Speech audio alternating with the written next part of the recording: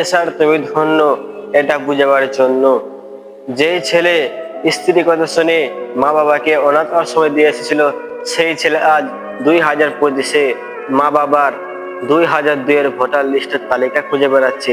সেই ছেলে আজ 2002 সালের ভোটার লিস্টে মা বাবার নামের তালিকা খুঁজে বেড়াচ্ছে। এছাড়া তুমি ধন্য আমাদেরকে এটা বুঝিয়ে দেওয়ার জন্য, যেই ছেলের কোনো পরিচয় নেই মা বাবা ছাড়া, সেই ছেলে আজ 2002 সালে মায়ের ভোটার লিস্ট খুঁজে বেড়াচ্ছে। এছাড়া তুমি ধন্য।